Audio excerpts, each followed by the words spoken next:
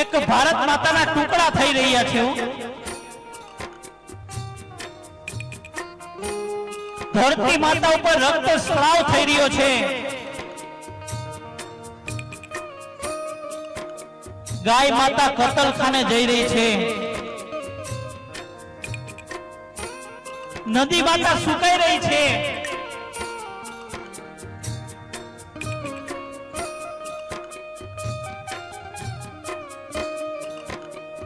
અને ઘરની માતા વૃદ્ધાશ્રમ તરફ જઈ રહી છે।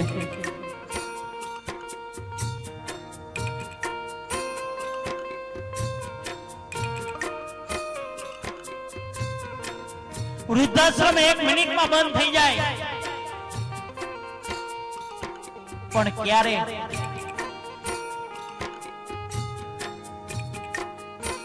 આ વૃદ્ધાશ્રમ ખુલ્લા નહીં તો આપણી કાયરતાની નિશાની છે બાપ।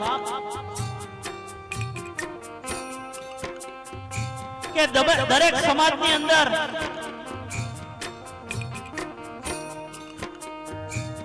એક નવો કાયદો આવી જાય ને વડીલો, કે જે ઘરની અંદર આગળની પેઢી કે ગમે ત્યારે જેના મા બાપ વૃદ્ધાશ્રમ ગયા હોય,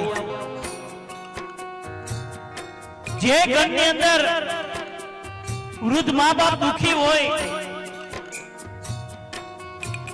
જે ઘરની અંદર વૃદ્ધાશ્રમ જોયું હોય ને એના ઘરની દીકરી લેવી નહીં ને એને દેવી નહીં।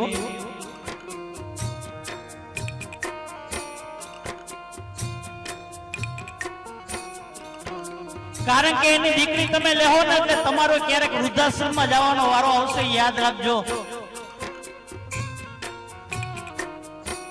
કારણ કે ચામડા ગમે એટલા ધોળા હોય પણ સ્વભાવ ન જાય કોઈ દી, જાતિ સ્વભાવ તો બતાવીને જ રહીએ બાપ।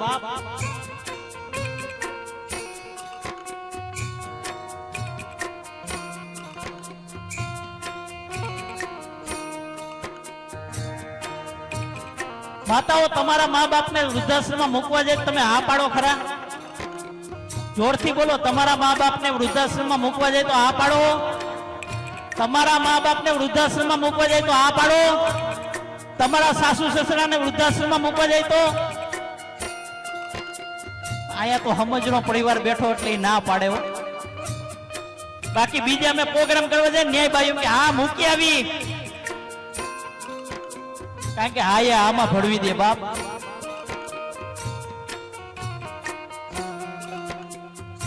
તમને જો તમારા મા બાપ ની અંદર દ્વારકા વાળો નહીં દેખાય ને, તમને જો તમારા મા બાપ ની અંદર ઘનશ્યામ મહારાજ નહીં દેખાય ને, તમને જો તમારા મા બાપ ની અંદર રામદેવજી મહારાજ નહીં દેખાય ને, તો મંદિરે ગમે એટલા ધક્કા ખાઓ ને કોઈ દી નહીં દેખાય। કારણ કે જેટલો તમને ભરોસો લે પથ્થરની મૂર્તિ ઉપર છે એટલો ભરોસો જો તમારા મા બાપ ઉપર રાખી લ્યો ને તો લેખના મેઘ મારી દે બાપ। કારણ કે ઓલી મૂર્તિ બોલતી નથી ને એટલે બધાને ગમે હો। બાકી આ બોલતી ને ચાલતી મૂર્તિને તમે એકવાર સેવા કરી લ્યો ને,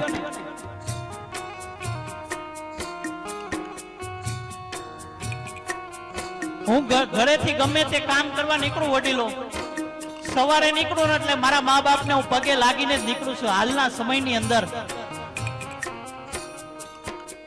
માતાઓ મંદિરે પૈકે ન લાગુ, મારા મા બાપને લાગી લઉં।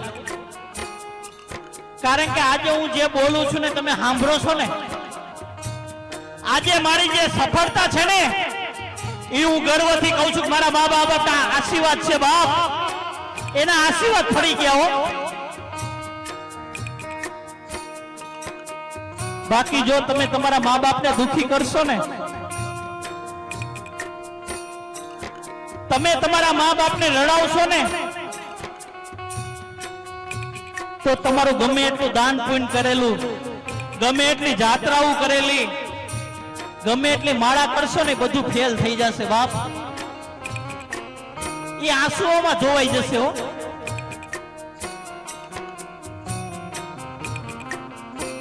माँ बाप को मत सताना, उसका दिल रो देगा बाप। माँ बाप को मत सताना, उसका दिल रो देगा। जो मेरा भगवान सुन लेगा ना तो तुझको जड़ा मूળ से उखाड़ के निकाल देगा बाप। તમે જો તમારા મા બાપને રડાવશો નહીં, મારા દ્વારકાધીશના કાને શબ્દો અથડાણા ને, એનો અવાજ જો મારા ઘનશ્યામ મહારાજના કાને વયો ગયો ને, તમને આ દુનિયામાંથી ઉઠાવી લે બાપ।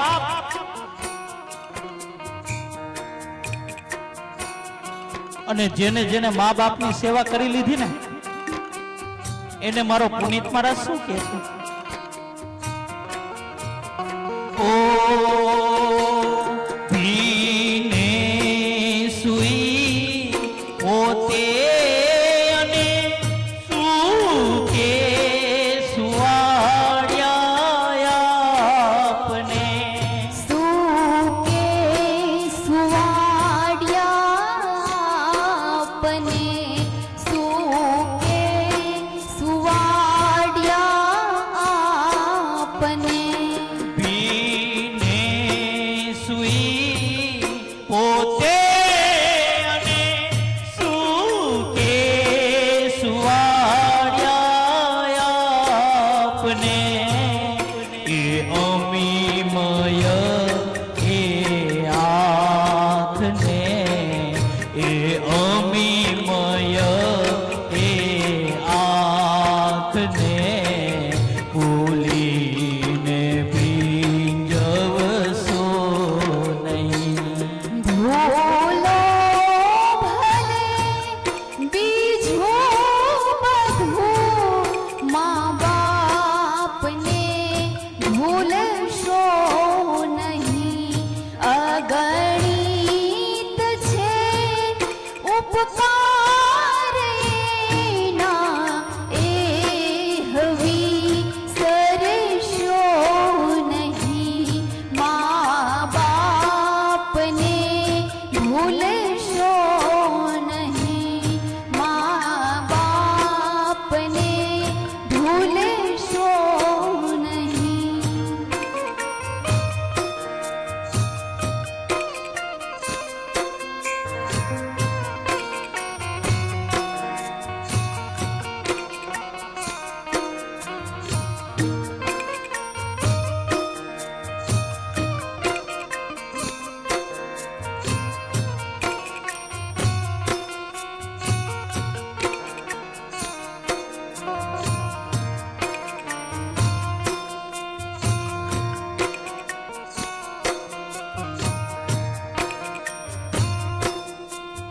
દીકરીને બાપ બહુ વાલો હોય।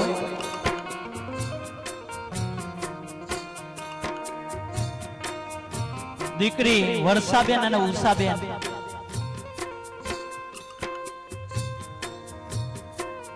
આ ડોબરિયા પરિવારને જેટલું બાલુ દાદા ગયા એનું દુઃખ નહીં થતું હશે, પણ ઓછું થતું હશે। પણ દીકરીને તો અંદરો અંદર એટલું દુઃખ થતું હોય ને, કારણ કે દીકરીને બાપ છે ને એ તો કાળજાનો કટકો હોય બાપ।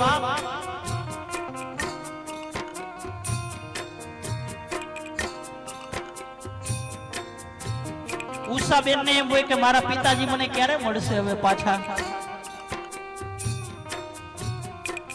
વર્ષાબેન ને એમ હોય કે મને મારા પિતાજી ક્યારે મળશે, કારણ કે આ દુનિયાની અંદર એને કાંઈ પણ તકલીફ પડે ને એટલે તરત જ બાપને ફરિયાદ કરે હો,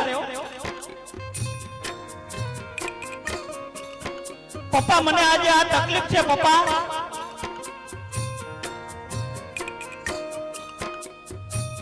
અને બાલુ દાદાની બંને દીકરીઓ કાળજાના કટકા હોય, કાંઈ પણ તકલીફ પડે ને કાળી રાતે ઉઘાડા પગે ધોઈડા જાય કે મારી દીકરીને કાંઈ તકલીફ ન પડવી જોઈએ બાપ। મારા કાળજા કેરા કટકાને કાંઈ તકલીફ ન પડવી જોઈએ। હવે દીકરીઓ કોને ફરિયાદ કરે? અરે સાસરાની અંદર ગમે તેમ કહી દે પણ બાપ વિશે કઈ બોલે ને એટલે દીકરી રણચંડીનું રૂપ લઈ લ્યો। કે તમે મને ગમે એમ કહો પણ મારા બાપ વિશે કઈ નહીં કહેતા. બાપ આ દીકરીનું પાત્ર છે. બાપ અને દીકરીનો નિસ્વાર્થ પ્રેમ હોય, કોઈ સ્વાર્થ ન હોય. સાતમ આઠમ આવે ને એટલે આખું ઘર નો સંભાળે પણ બાલુ દાદા તરત જ ફોન કરે કે બેટા ક્યારે આવો છો હવે તમે? આજે કેનારા વયા ગયા બાપ. અરે કોઈ નો સંભાળે ને તો તરત જ દીકરીને કે પપ્પા મારે ગાડી નથી, પપ્પા મારે રિક્ષામાં આવવું પડે, તો તરત જ બાપ જઈને તેડી આવ્યો. અને દીકરી ઘરે આવે ને ત્યારે આમ દિવાળી જેવો માહોલ થઈ જાય. બાપને હરખ નો હમાતો હોય.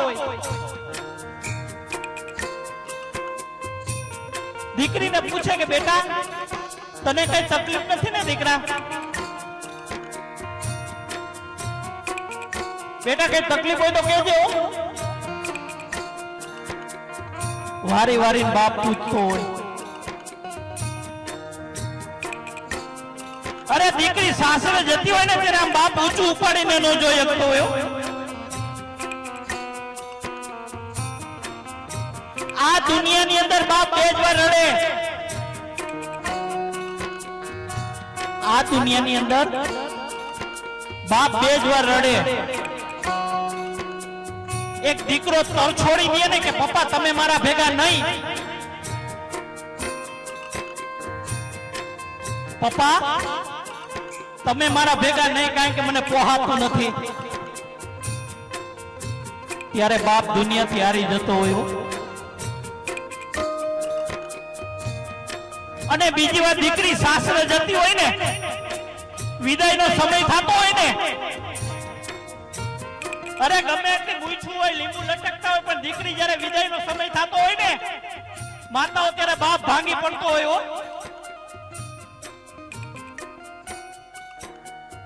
કારણ કે દીકરીની વિદાય ન થતી હોય, એના કાળજાના કટકાની વિદાય થતી હોય. પારકાના હાથમાં એને સોંપવાની હોય બાપ.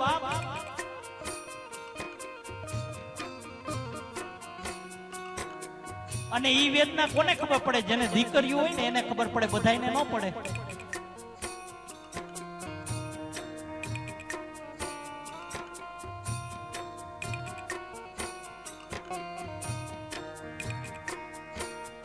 બાલુ દાદા એની દીકરી ઉષાબેન અને વર્ષાબેન ને કીધું બેટા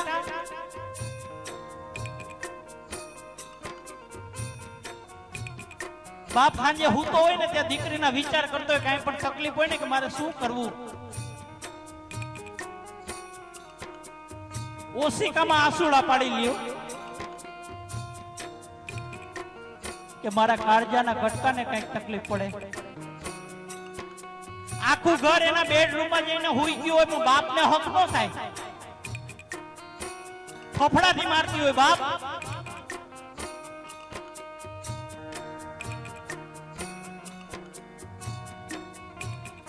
પણ આજે બાલુ દાદાની વિદાય થઈ ગઈ ને,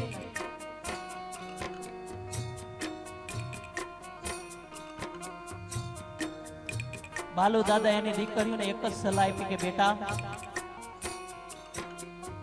મેં તને જે નીચ સંસ્કાર આપ્યા છે ને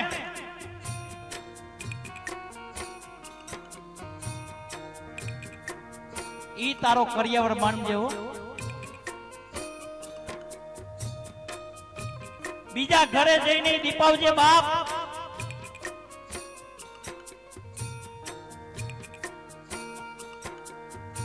અરે બાપ માંદો પડે ને એટલે એક ફોન દીકરાને કરજો ને એક ફોન દીકરીને કરજો, એટલે તમને ખબર પડે કે પેલા કોણ આવે.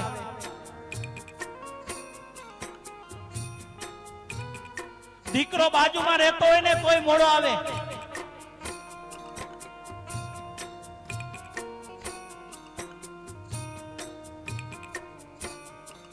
અને દીકરી તરત જ દોડીને આવે. બાપનો ફોન આવે ને કે પપ્પા દીકરા મને આજે મજા નથી બેટા, એટલે દીકરીને હક ન થાય. તરત જ એના પપ્પા પાસે આવીને પગ ઘસરે, માથું, પપ્પા તમને શું થાય છે પપ્પા? અને બાપ દીકરીનું મોઢું જોવે ને એટલે 50% તો હાજે એમનેમ થઈ જાય હો.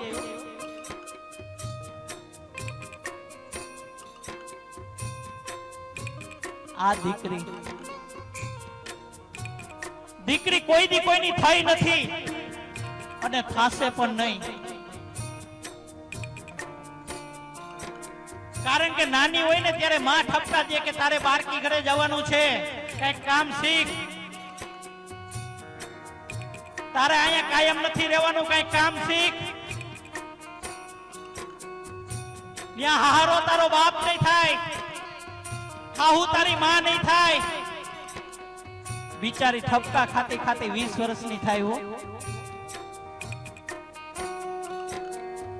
એના બાપનું ઘરે પોતાનું ન થાય. તમે જુઓ તો ખરા કેટલું ત્યાગની મૂર્તિ છે બાપ. જ્યાં રમતી હોય પપ્પા સામે લાડ લડાવતી હોય ને એ દીકરીને બાપનું ઘરે પોતાનું ન થાય. 20 વર્ષની થાય એટલે તરત જ એને વિદાય આપી દેવામાં આવે બાપ.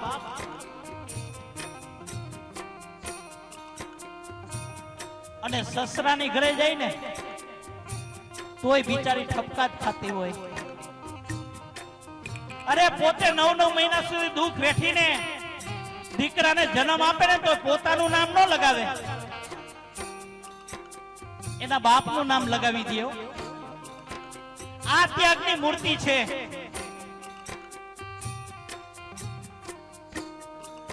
અરે ન્યા હાહુ ગમે એટલા મેણા ટોણા મારે ને દીકરી ઉકારો નો કરે. જેમ બાપની ઘરે આવે ને તો એમ કે નહીં કે મને આમ કે છે, કોઈ દી નો કે સહન કરી લે.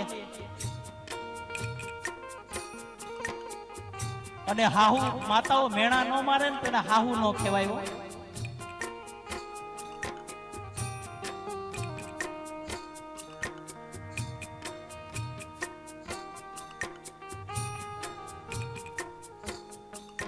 દીકરીને કઈ પણ તકલીફ પડે ને એટલે બિચારી એક રૂમમાં જઈને રોઈ લે. કારણ કે ન્યાય એકલી જ હોય, બાકી બધા જ પારકા હોય.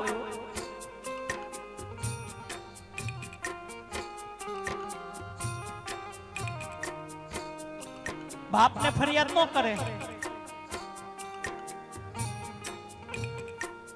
એટલે બાલુ દાદા ગયા ને જેટલું તમને દુઃખ થાય છે ને એ તો બમણું આ દીકરીઓને દુઃખ થતું હશે કે મારા પિતાજી મને ક્યારે મળશે.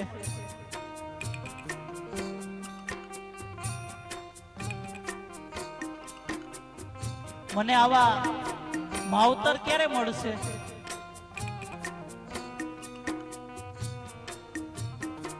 પણ બાલુ દાદા એમ કે છે કે દીકરી તને જ્યાં તકલીફ પડે ને બેટા, તને જ્યાં તકલીફ પડે ને ત્યાં તું મને યાદ કરજે.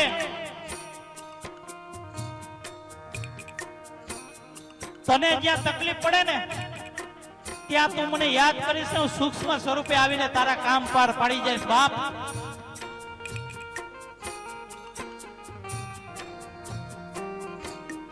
કારણ કે દીકરી પ્રત્યે બાપ ક્યારેય સ્વધામ જતા જ નથી. એની દીકરીના દિલમાં કાયમ માટે જીવિત રહે છે.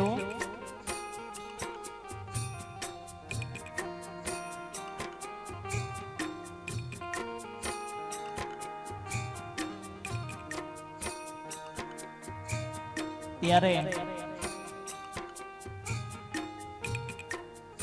નિસ્વાર્થ ભાવનો પ્રેમ હોય તો બાપ ને દીકરી અને બીજું માં ને દીકરો.